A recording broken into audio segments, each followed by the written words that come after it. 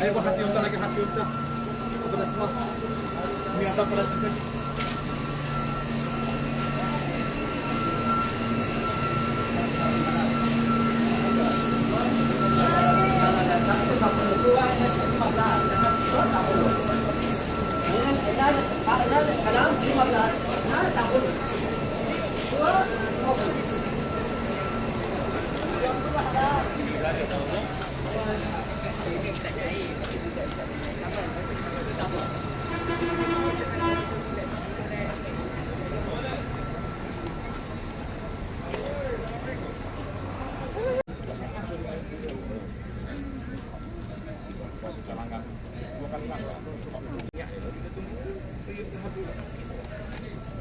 InsyaAllah kita akan live bersama Tuan Guru Abu Anas sekejap lagi.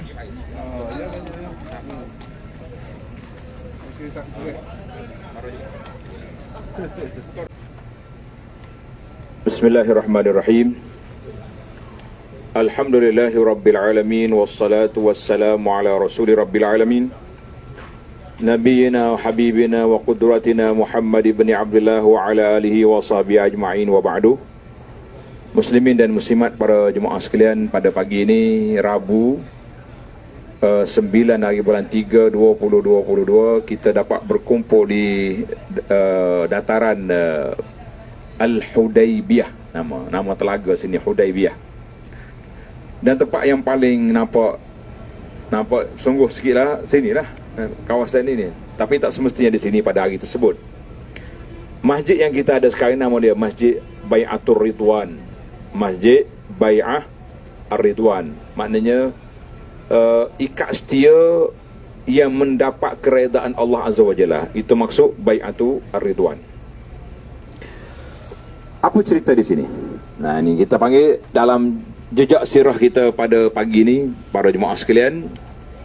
Tadi kita dah pergi ke perkuburan Ma'la, Masjid Jin, sehinggalah kita sampai ke Al-Hudaybiyah. Hudaybiyah ni ada beberapa peristiwa yang menyayatkan hati dan perlu kepada ta'ammul ataupun orang panggil mengambil ibrah dan pengajaran serta pendidikan yang besar. Kita bayangkan kita mari 28 hari bulan, hari ni baru 9, bila bunyi PCR kata boleh balik tu, nampak segar dah mata. Tak, selip mata molek. Tuan-tuan bayangkan Nabi SAW, para sahabat muhajirin yang dihalau keluar, terpaksa tinggal kampung halaman, terpaksa tinggalkan harta benda. Tiba-tiba Nabi beritahu, aku masuk Mekah, nak pergi Mekah. Bila? Tahun yang ke-6. Maknanya sudah 5 tahun berlalu. Masuk tahun yang ke-6, Nabi kata, aku nak pergi Mekah. Sahabat-sahabat sangka Nabi SAW nak ambil kota Mekah ni daripada Quraisy. Nabi kata belum lagi. Ni sini. Aku nak pergi ambil, nak pergi umrah je, lepas rindu. Macam kita kan kena 2 tahun pandemik Covid ni. 2 tahun rindu pakat nak mari belaka dah. Alhamdulillah, Nabi 6 tahun. Maka bila Nabi isytihar nak pergi Mekah, alhamdulillah sahabat-sahabat utama sekali yang muhajirin semangat nak balik Mekah. Nabi SAW bila bergerak daripada Madinah, perjalanan dari Madinah ke Mekah mengikut perjalanan kebiasaannya unta 8 hari 8 malam.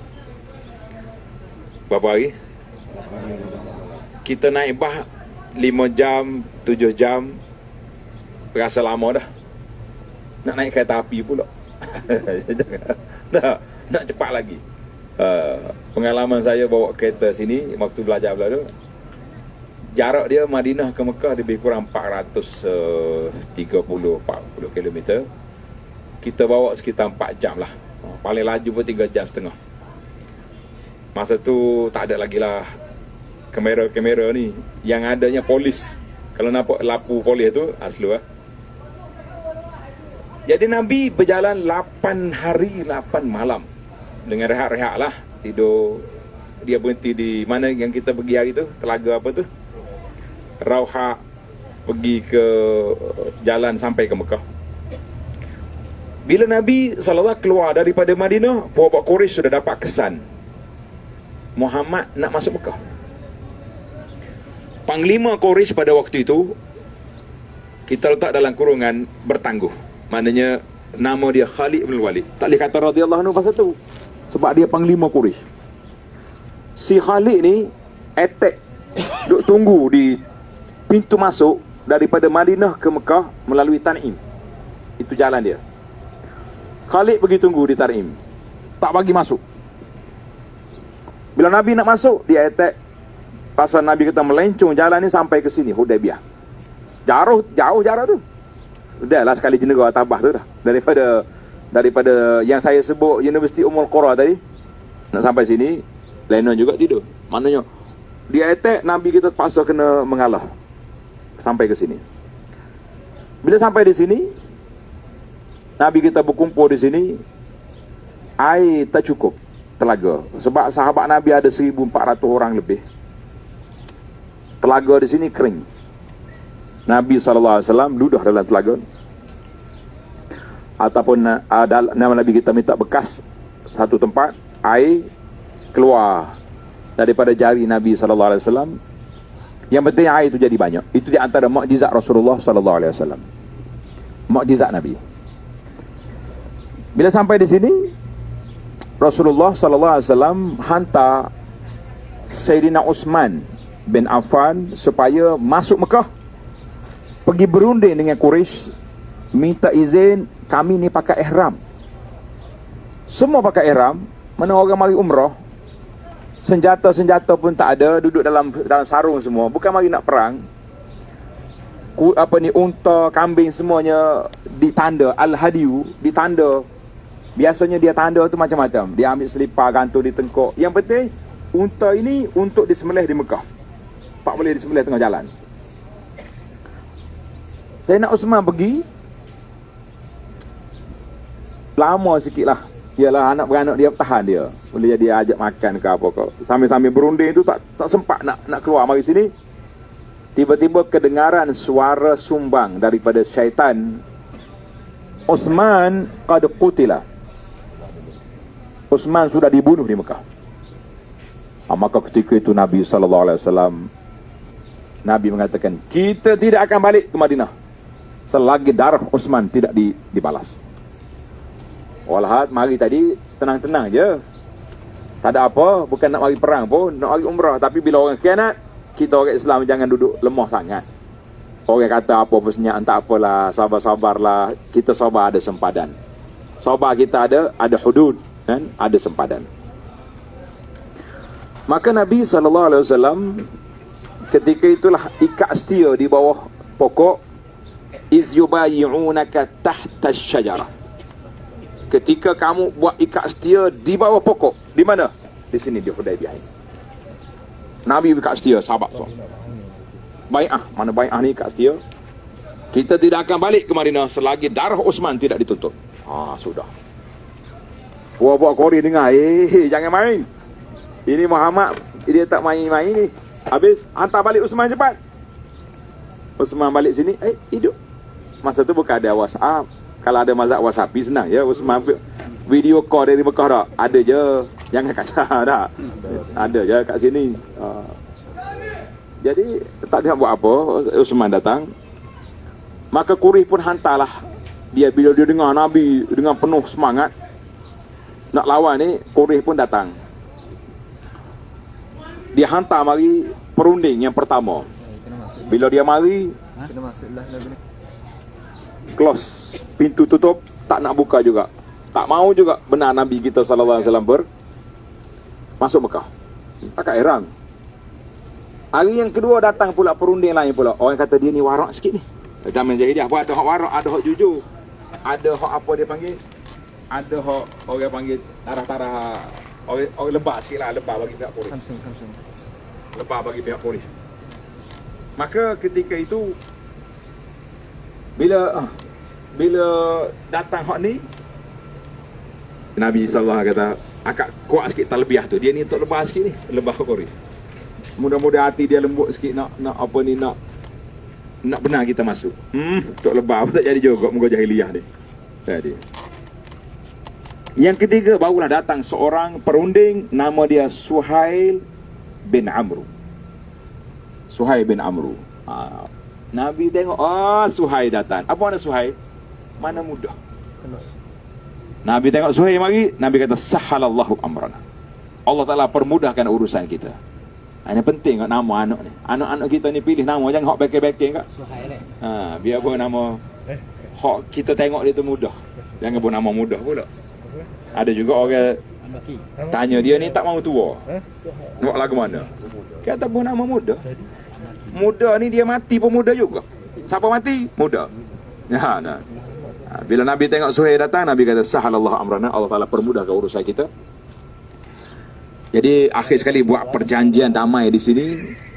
Di antara isu perjanjian damai dalam buku Mekah saya tulis 10 tahun gencatan senjata di antara Nabi dengan Quraisy sallallahu alaihi wasallam dengan Quraisy, tidak ada peperangan. Sahabat-sahabat kata 10 tahun, Nabi kata 10 tahun. Yang kedua, mana-mana orang dari Madinah lari ke Mekah, Quraisy tak akan hantar balik. Mana-mana orang Mekah lari ke Madinah, Nabi sallallahu alaihi wasallam hantar balik. Nabi setuju. Sahabat-sahabat kata tak seimbang tu. Orang kita lari dia kena dia tak payah hantar. Orang dia lari kita kena hantar. Nabi kata sabar. Aku ni Nabi. Adalah sahabat macam tak puas hati ya. Tak seimbang ni. Nabi kata ana Rasulullah sallallahu alaihi wasallam. Dengar. Sayyidina Abu Bakar biasalah. As-Siddiqul Ummah, apa yang Nabi keputus setuju belaka. Orang lain itu macam bincang-bincang jugalah. Akhir sekali selesai, Quraisy kata selesai perjanjian, kena balik juga ke Mekah, ke Madinah. Maka tak boleh masuk, tak boleh. Dah baik juga Quraisy pun. Mana dia tu nak tunjuk kerah kepala dia tu, tak pernah masuk. Walaupun dah buat perjanjian. Quraisy kata tak apalah, kami bagi kepada kamu 3 hari. 3 hari tahun depan datang mengerjakan umrah. Maka Nabi SAW terpaksa kena sembelih kambing, sembelih unta, hadiu. Dia panggil dam ihsar. Dam tak boleh nak selesaikan umrah. Tapi kalau niat bersyarat, lepas je. Sebab tu niat bersyarat ni ketika darurat. Kita bukan ajar semua masa. Darurat je. Nabi tak ajar sahabat niat bersyarat kalau Quraisy tak bagi tak. Maka Nabi suruh, sahabat-sahabat semua sembelih kambing, cukur kepala, kita balik. Tak ada seorang pun buat. Sayang ni nak tukar ihram ni. Nabi masuk dalam kemah dia. Kebetulan yang Nabi kita bawa Ummu Salamah. Apalah, aku suruh tak ada orang buat ni. Isteri yang cerdik ni tidak membakar, menenangkan. Dengar ni, ajah-ajah kita belakang ni. Nah, jangan mudah nak back itu lelaki. Tenang-tenang. Kata dia Ummu Salamah, Rasulullah sallallahu alaihi wasallam, ini pisau cukur. Keluar daripada kemah ni, panggil halak, tukang cukur. Rasulullah cukur je dulu, tak payah cakap. Nabi panggil tukang cukur, dia cukur. Sahabat-sahabat lain, ambil pisau cukur belaka. Dia panggil dakwah bil amali. Praktikal tu lebih laju. Sesah balik. Jadi sesah lah. Jadi alhamdulillah, tuan-tuan bayangkan 10 tahun perjanjian ni, rupanya bila Quraisy tak kacau kita, Nabi ada masa banyak. Nabi boleh hantar surat kepada ketua-ketua negara luar, boleh hantar maklumat ke sana sini. Itu dia panggil apa dia? Peluang tu ada. Kita ni bila aman dalam negeri, ni pakar strategi, kita tak mikir dalam negeri, kita mikir nak kita dakwah luar pula. Jadi pada tahun yang berikutnya, Nabi pun datang bulan Zulkaidah, dia mari dengan bawa senjata semua dalam pedang, dalam sarung, pakai ihram, diberi visa 3 hari. Nabi masuk Mekah, tengah-tengah nak tawaf, syaitan mari. Syaitan mari kata apa? Dia kata, awak ni, Muhammad ni dah lah sampai di Madinah dulu kena Humma ni kena demam panas. Orang kena demam panas ni lemah dah dia. Berjalan ber 8 hari. Habis, apa kata kalau waktu dia nak tawaf tu, kamu serang hendak pop sekaligus, mati dia. Masuk dalam kepala Quraisy. Apa dia tadi? Ni provokasi daripada syaitan. Nabi dapat wahyu, Nabi kata sallallahu alaihi wasallam, sahabat-sahabat semua, waktu nak tawaf nanti buka bahu kanan. Ni baru jumpa sanak bahu kanan ni. Buka bahu kanan, berjalan lompat sikit. Bila Nabi buka bahu, tunjuk masa besar-besar belakang ni, bukannya kote-kote apa kita dah. Moga hak kaki panuh belakang ni. Berjalan pula lompat. Quraisy kata jangan kacau. Hak ulai bukan manusia biasa ni, bawa jin ni kali ni. Jadi strategi syaitan tu tak jadi. Tak lama lepas pada tu, Sayyidina Umar datang. Nabi suruh buka bahu. Berjalan lompat lagi. Umar kata, orang tanya Sayyidina Umar, kita nak lompat lagi ke? Mana ada Quraisy sekarang ni? Quraisy pun dah masuk Islam. Nah, Umar kata, aku pun tanya juga Nabi dulu sallallahu alaihi wasallam. Tapi bila aku tengok Nabi datang Hajjatul Wada, Nabi buat pula benda tu. Buka bahu kanan, berjalan lompat 3 round. Yang pertama, aku fahamlah bahawa itu sunnah. Jadi bila kita mari sekarang ni, kita buka bahu kanan, nak tunjuk mana? Nak tunjuk ke siapa? Quraisy sudah tidak ada. Tuan-tuan kena ingat, kita buka bahu kanan, kita jalan lompat di antara rukun Hajar Aswad sampai ke rukun Yamani. Sampai rukun Yamani, kita berjalan relax. Rabbana atina fid dunya hasanah wa fil akhirati hasanah. Kenapa di sini tak lari? Kenapa? Sebab Quraisy duduk di sebelah bukit Qu'ayqi'an. Bukit ada 2 muka ni. Dekat Kaabah ni, bukit yang belakang Kaabah tu, nama bukit istana tu nama dia Jabal Abi Qubais. Sebelah dia nama dia Qu'ayqi'an. Aja kata, bukit Qu'ayqi'an. Qu'ayqi'an. Bunyi pelan. Qu'ayqi'an. Sebab apa Qu'ayqi'an? Qu'ayqi'an. Qu'ayqi'an. Dia Qu'ayqi'an sebab apa? Sebab biasanya puak Qatura dengan dia duk main pedang perih atas tu. Kokak-kokak punya pedang tu jadi Qu'ayqi'an. Mana bukit kokak-kokak. Itu ya cerita dia aja. Jadi bila dia atas bukit ni, siapa ke tempat Rabbana Atina tu, dia tak nampak. Nabi kata jalan relax. Apa nak tunjuk apa ke dia lagi nya? Bila mari zaman kita ni, kenapa kita buka bahu? Quraisy dah tak ada. Kita kata walau Quraisy tak ada, yang mengganggu Quraisy tadi siapa? Syaitan. Jadi oleh kerana syaitan ada, kita tunjuk pada syaitan. Syaitan, aku datang menjadi tetamu Allah Azza wa Jalla. Orang muda, orang tua, dah habis duit berpuluh ribu, sanggup tinggal anak, tinggal cucu, semata-mata kerana nak jadi tetamu Allah. Kita ingat waktu kita buka bahu ni, syaitan jangan kacau aku. Bismillah, labbaik Allahumma labbaik. Alhamdulillah para jemaah sekalian. Jemaah yang siaplah ke yang lain? Sudah? Jadi kita break setakat itu dulu. Yang mati. Kita sambungkan dia dalam perjalanan kita ni untuk pergi ke museum insya-Allah. Kalau bah boleh berhenti di tempat border Tanah Haram tu, kita turun sekejap situ. Comel situ. Assalamualaikum. Mati dulu.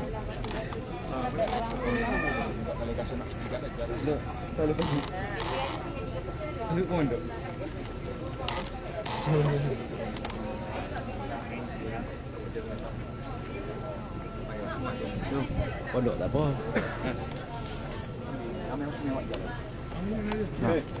Pusing-pusing tengok-tengok. Apa-apa.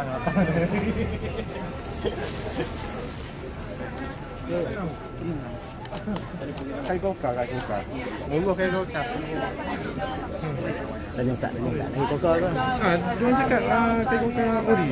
Kita jauh start sama ya. Ya. Apa dia punya dia kai koka. Kita tanya dulu.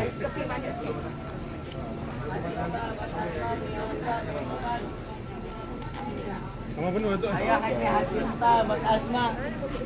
Hati unta bat asma mi unta mi bat. Iya hati unta bat asma mi unta mi bat. Ayo haji murah-murah. Hati unta bat asma mi unta mi bat.